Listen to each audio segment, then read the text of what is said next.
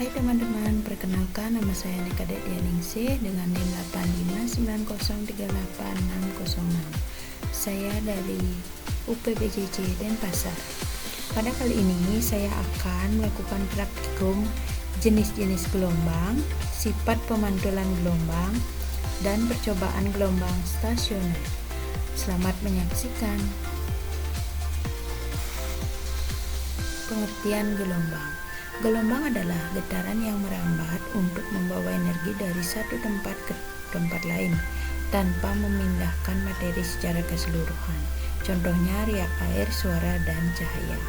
Berdasarkan arah getaran terhadap arah rambat, gelombang dapat dibagi menjadi dua, yaitu gelombang transversal, arah getarannya tegak lurus dengan arah rambat. Contohnya gelombang tali yang kamu goyangkan naik turun.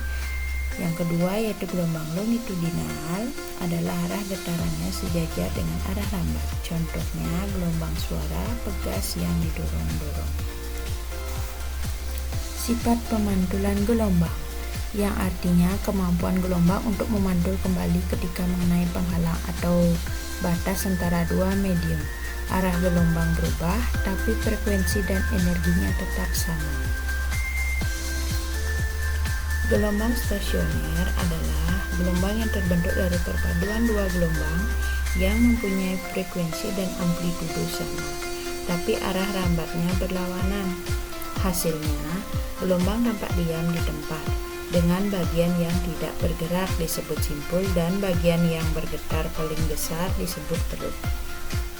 Yang pertama, saya akan melakukan percobaan gelombang transversal dan gelombang longitudinal. Adapun alat dan bahan yang diperlukan: satu buah selingki, satu buah karet gelang, kabel listrik, dan tabel pengamatan serta alat tulis.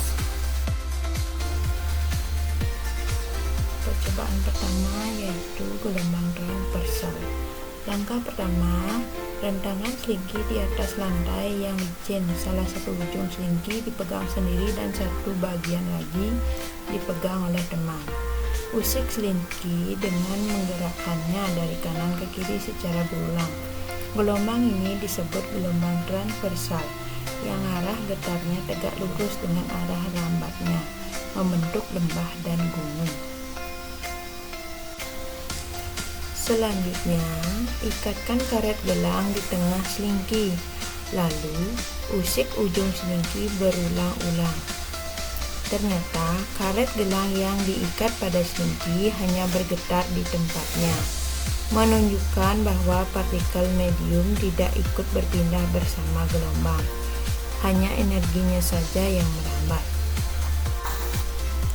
Selanjutnya yaitu gelombang longitudinal. Gerakan maju mundur selingki, bagian lilitan selingki saling merapat dan terus menjauh atau merenggang. Rapatan dan renggangan ini merambat dari ujung ke ujung. Jadi, pada gelombang longitudinal, arah getaran media sejajar dengan arah rambat gelombang. Ikatkan karet di tengah selingki. Rapatan dan renggangan merambat dari ujung ke ujung selingki.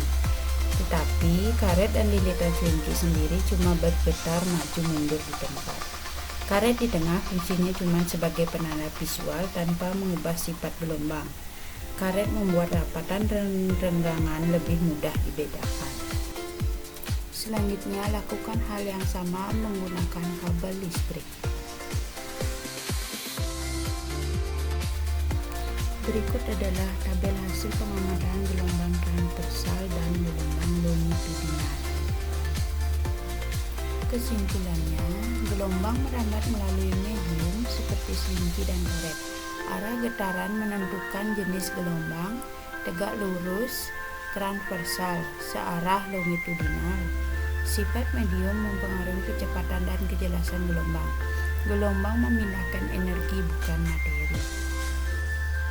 Percobaan selanjutnya yaitu sifat pemantulan gelombang. Alat dan bahan yang dibutuhkan: satu buah selingki, tali kasur, dan tiang penyangga. Percobaan pertama, ikat ujung selingki menggunakan tali kasur pada tiang penyangga atau kaki meja. Lalu usik selingki ke kiri dan ke kanan. Gelombang yang sampai di ujung terikat akan memantul dengan fase terbalik. Puncaknya menjadi lembah, sedangkan lembahnya menjadi puncak. Yang kedua, biarkan ujung selingki bebas atau tidak terikat, dan yang ujung satunya bisa dipegang. Lalu usik selingki ke kanan dan ke kiri. Gelombang yang sampai di ujung bebas akan memantul tanpa membalikkan fase. Puncaknya tetap puncak, lembahnya tetap lembah. Selanjutnya, sifat pemantulan gelombang menggunakan mangkok berisi air dan kerikil. Alat dan bahan yang dibutuhkan yaitu mangkok yang berisi air beserta beberapa kerikil dan tabel pengamatan. Pertama, jatuhkan batu di tengah mangkok yang berisi air.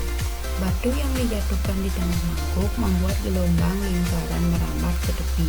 Sesampainya di dinding mangkok yang terikat, gelombang memantul balik ke tengah dengan fase terbalik. Selanjutnya, jatuhkan kerikil di sisi kanan mangkok. Kerikil yang dijatuhkan di sisi kanan mangkok membuat gelombang menyebar ke segala arah. Saat gelombang sampai ke dinding mangkok yang terikat, gelombang memantul balik ke dalam mangkok dengan fase terbalik.